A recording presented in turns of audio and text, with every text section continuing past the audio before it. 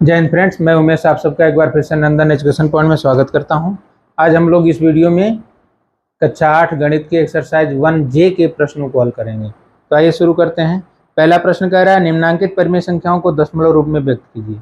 हमें क्या करना है, इन परिमेय संख्याओं को दशमलव रूप में व्यक्त करना है। तो उसके लिए क्या करेंगे, देखिए 11/3 को दशमलव रूप में व्यक्त करना है। तो हम क्या करेंगे, अंश में हर से भाग देते हैं, यानी हमको क्या करना है 11 में 3 से भाग दे देना है। तो 11 में जब आप 3 से भाग देंगे तो कितनी बार जाएगी, 3 तिहाई 9 बचा 2। अब 2 में भाग जाएगी नहीं तो यहाँ दशमलव बढ़ाएंगे, यहाँ 0 मिल जाएगा आपको। कितनी बार भाग जाएगी, 6 बार, 3 छक्के 18, फिर 2 बच गया, फिर 6 बार भाग जाएगी। ये प्रक्रिया आपकी चलती रहेगी। तो आप क्या करेंगे, 6 पर बार लगा के छोड़ देंगे, यानी इसको हम लिख सकते हैं 3.6 और 6 के ऊपर क्या लगा देंगे, बार। क्यों बार, क्योंकि 6 बार बार रिपीट होगा, अनंत बार रिपीट होगा, इसकी कोई सीमा नहीं है। ठीक है ना, ये रिकरिंग है, यानी आवर्ती है, बार बार रिपीट होने वाला है। तो ये आपका 11/3 का दशमलव रूप कितना आ गया, 3.6 बार। अब आइए 17/5 का देखते हैं। तो यहाँ पे आपको क्या करना है, 17 को 5 से भाग देना है। अंश को क्या करते हैं, हर से भाग देते हैं दशमलव बदलने के लिए। 5 से भाग दिया, 5 तिहाई 15, घटाने पर क्या मिल गया, 2 मिल गया। दशमलव बढ़ाया, 0 आ गया। तो कितनी बार भाग गई, 4 बार, 5 चौके 20, घटाने पर कुछ नहीं बचा। तो हमको 17/5 का मान कितना हो गया, 3.4। ये इसका दशमलव रूप हो गया। अब 19/6 का दशमलव रूप करना है। तो हमें क्या करना है, 19 में 6 से भाग दे देना है। 19 में आपको भाग किससे दे देना है, 6 से। 6 3 18, घटाएंगे 1 बचेगा, दशमलव ले जाएंगे। अब 10 हो गया तो 6 एकम 6, घटाइए 4 बचा, 40 हो गया। 6 छक्का 36, फिर घटाएंगे 4 बचेगा, 40 हो जाएगा। ये प्रक्रिया चलती रहेगी। तो हम 6 पर बार लगा देंगे, यानी इसका मान हो गया 3.1 और 6 पर क्या रहेगा, बार। क्यों, क्योंकि 6 इसके बाद बार बार रिपीट होगा। अगले प्रश्न पे आइए। 3/8 को हमको दशमलव में बदलना है।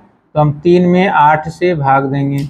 अब 3 छोटा है, भाग नहीं जाएगी, तो पहले ही दशमलव लगा लीजिए। अब ये हो गया 30, 8 तिरिके 24, 3 बार भाग गई, बचा कितना, 6 बच गया।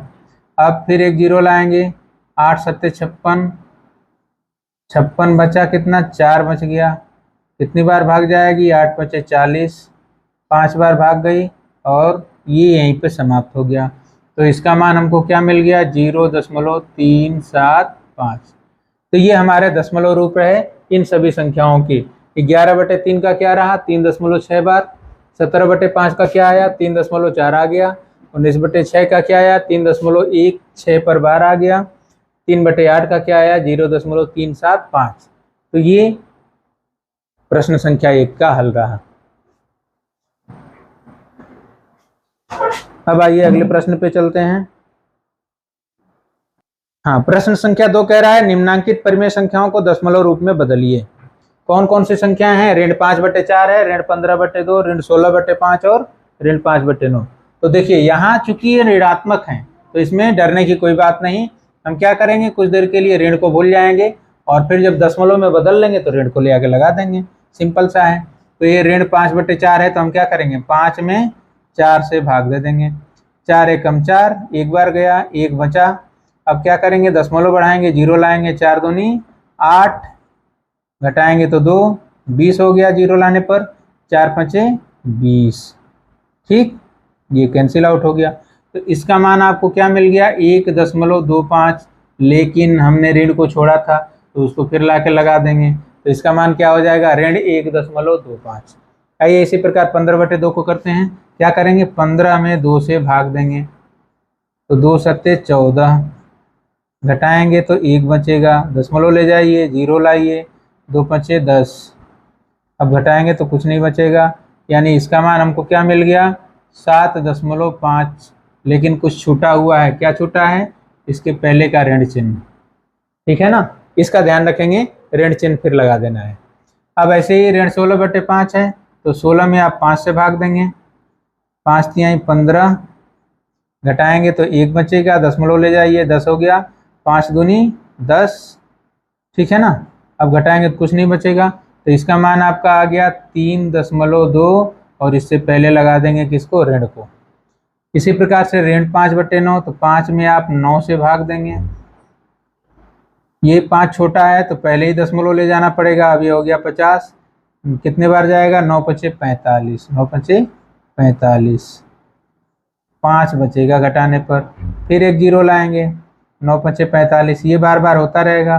तो हम क्या करें, आगे ना करके इसी पर बार लगा दें, यानी इसका मान हो जाएगा 0.5 पर बार, और उससे पहले हम लगा देंगे ऋण चिन्ह। तो इस प्रकार से हमारे प्रश्न संख्या 2 के सभी क्वेश्चन आपके दशमलव में बदल गए। बस क्या ध्यान रखना है कि ऋण को भूल करके पहले हम भाग दे लेंगे और बाद में ऋण चिन्ह इसी में लगा देंगे। तो इस प्रकार से हमारे ये सारे प्रश्न जो परिमेय संख्याएं, ऋणात्मक परिमेय संख्याएं हैं, इसको हम दशमलव में बदल लिए। अगले प्रश्न पे चलते हैं। प्रश्न संख्या 3 कह रहा है, निम्नांकित परिमेय संख्याओं में से कौन कौन सी संख्याओं को शांत दशमलव में निरूपित किया जा सकता है? किसमें? शांत दशमलव में।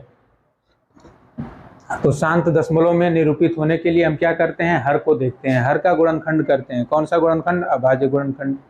और देखते हैं कि हर में 2 और 5 के अलावा कोई और संख्या तो नहीं आ रही। अगर 2 और 5 केवल आ रहा है, या 2 और 5 का कोई घात आ रहा है, या दोनों आ रहे हैं, या इनमें से कोई एक आ रहा है, तब तो ये शांत दशमलव में बदल जाएगी। इसके अलावा अगर कुछ आ रहा है 2 और 5 के अलावा, या 2 और 5 के घातांक के अलावा कुछ और आ रहा है, तब वो शांत दशमलव में नहीं बदल सकती। तो आइए देखते हैं, हम क्या करेंगे, हर का गुणनखंड कर देंगे। तो इसका 2×2 हो गया, यानी इसको हम लिख सकते हैं 1/2 तो ये देखिए, ये हमारा, क्योंकि यहाँ पे हर में क्या आ गया, हमारे हर के गुणनखंड में, हर के गुणनखंड में क्या आ रहा है, हर के गुणनखंड में 2⁴ आने से यह शांत दशमलव में, किस दशमलव में? शांत दशमलव में बदल जाएगा, शांत दशमलव में बदल जाएगा। ठीक, ये इसका उत्तर हो गया। क्यों? क्योंकि इसके हर में आ गया 2⁴, यानी 2 का पावर है, तो ये आपका शांत दशमलव में बदल जाएगा। शांत दशमलव का मतलब जानते हैं क्या होता है? शांत दशमलव का मतलब होता है कि जब हम इसको दशमलव में बदलेंगे तो एक जगह पे जाके समाप्त हो जाएगा, यानी शेषफल 0 हो जाएगा। तब आइए 11/8 का देखते हैं। तो इसका भी हम क्या करेंगे, हर का गुणनखंड, तो 2×2 हो गया। इसको हम लिख सकते हैं 11/2⁵। यहाँ पर भी सेम वही रीजन है। क्या रीजन है कि हर के गुणनखंड में क्या आना है, हर के गुणनखंड में 2⁵ आने से यह शांत दशमलव में बदला जा सकता है, शांत दशमलव में बदल जाएगा या बदला जा सकता है, जो आपको लिखना है, बदला जा सकता है। आइए अगले प्रश्न को देखते हैं। ऋण 27/4, तो सेम है जैसे 1/4 था आपका। आप क्या करेंगे, हर के संख्या का गुणनखंड करना है, तो 2×2, यानी ये आपका क्या आ गया, ऋण 27/2⁵2 आ गया। तो सेम यही प्रश्न, यही आप कारण लिख दीजिए कि हर के गुणनखंड में क्या आने से, हर के गुणनखंड में 2⁴ आने से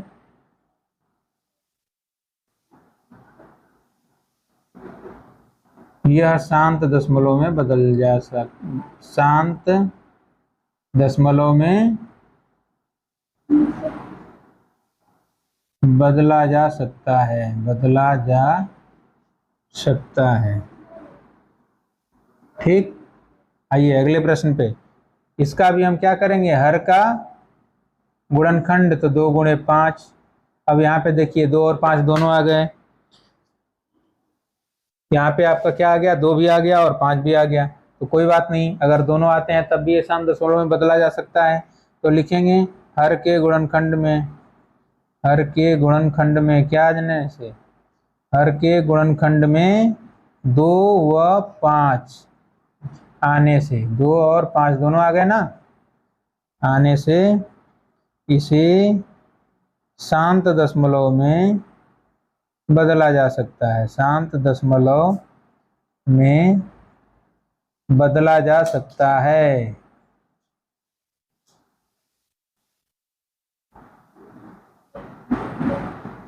आइए अब इसको देखते हैं। यहाँ पे देखिए, अगर हम 7 का गुणनखंड करें तो केवल 7 ही रहेगा। तो यहाँ पर क्या आ गया, हर के गुणनखंड में 7 के आने से इसे हम शांत दशमलव में नहीं बदल सकते, शांत दशमलव में नहीं बदला जा सकता, बदला जा सकता है, ठीक है ना। क्योंकि 2 और 5 के अलावा कुछ भी आ जाएगा तो उसे हम शांत दशमलव में नहीं बदल पाएंगे।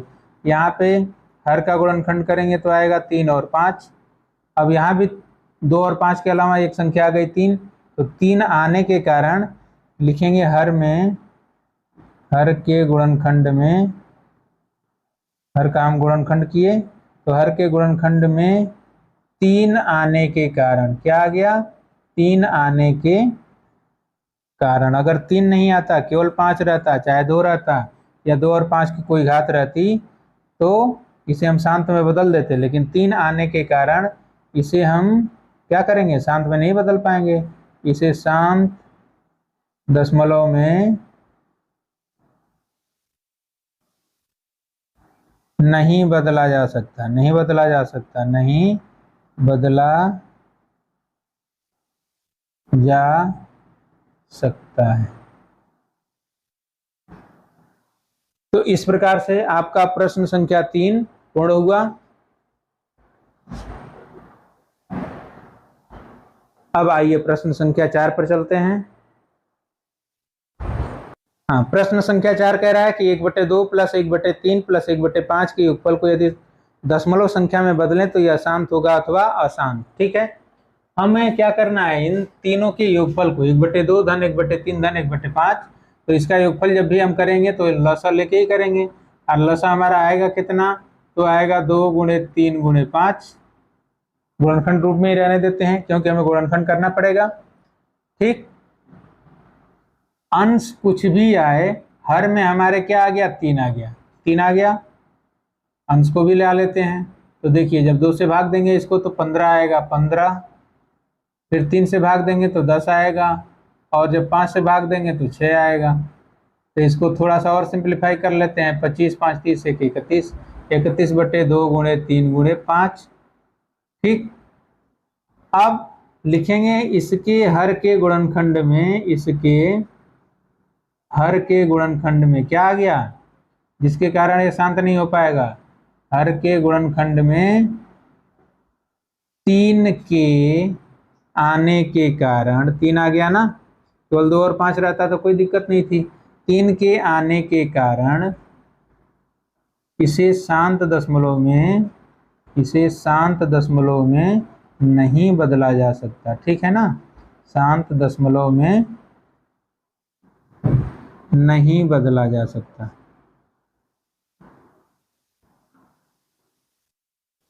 ये अशांत रहेगा बेचारा। आइए प्रश्न संख्या 5 को देखते हैं, क्या कह रहा है प्रश्न संख्या 5।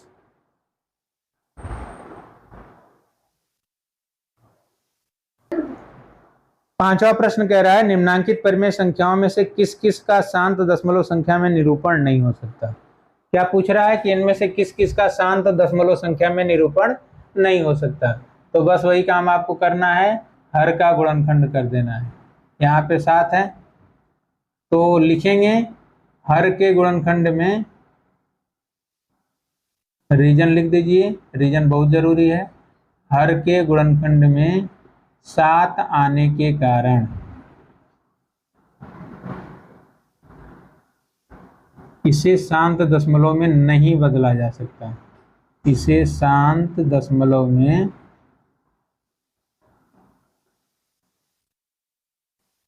नहीं बदला जा सकता।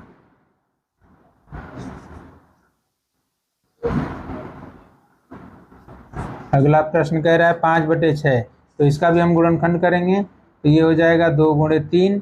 अब यहाँ भी हर में आ गया 3, 2 और 5 के अलावा कुछ भी आएगा तो आसान हो जाएगा। तो हर के गुणनखंड में किसके आने के कारण, 3 के आने के कारण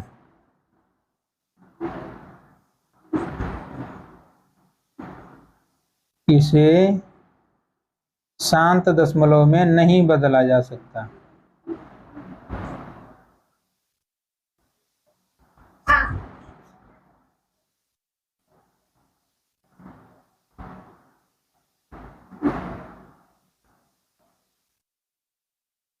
अगला है 7/15, तो यहाँ भी हर का गुणनखंड करिए, 3 × 5 आ जाएगा। यहाँ भी हर में हमको क्या मिल गया, 3 मिल गया, तो लिखेंगे हर के गुणनखंड में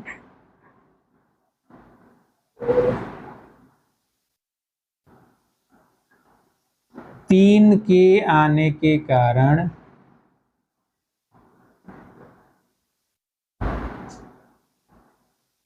इसे शांत दशमलव में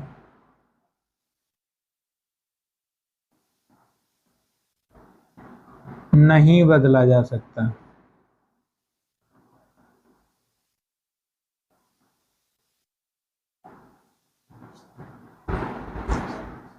यहाँ पे देखिए 3/5, तो इसका गुणनखंड क्या करेंगे, 5 ही रहेगा, तो लिखेंगे हर के गुणनखंड में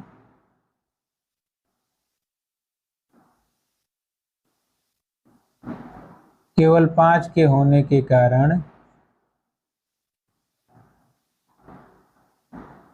अब यहाँ पे 5 आ गया, तो इसे हम क्या कर सकते हैं, शांत में बदल सकते हैं।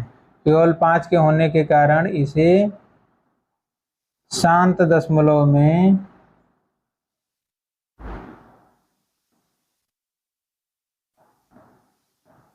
बदला जा सकता है।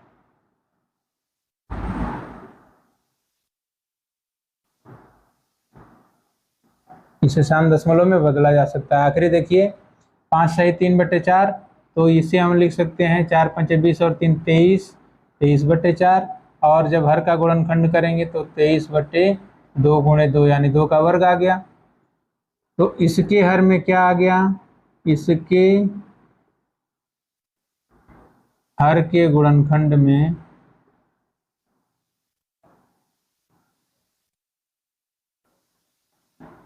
2 का पावर 2 के होने के कारण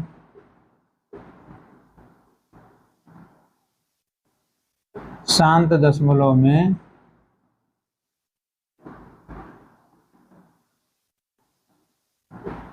बदला जा सकता है।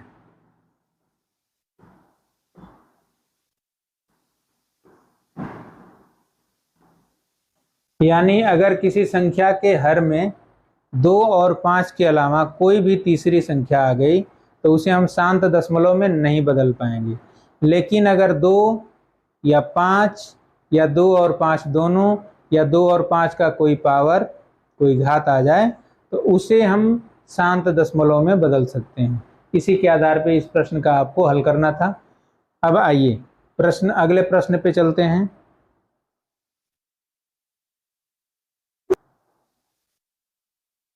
प्रश्न संख्या 6 कह रहा है अपनी अभ्यास पुस्तिका में निम्नांकित कथनों के सम्मुख सत्य के लिए सही और असत्य के लिए गलत। तो इसमें सत्य और असत्य का है।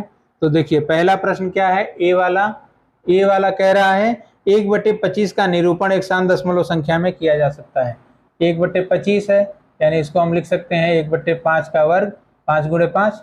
तो अब यहाँ पे केवल 5 आ रहा है, 5 का वर्ग आ रहा है, ठीक है ना, 5 का घात है, तो इसका हम शांत दशमलव के रूप में निरूपण कर सकते हैं। और ये क्या कह रहा है कि इसका निरूपण एक शांत दशमलव संख्या में किया जा सकता है, तो ये आपका सही है। बी पे आ जाइए।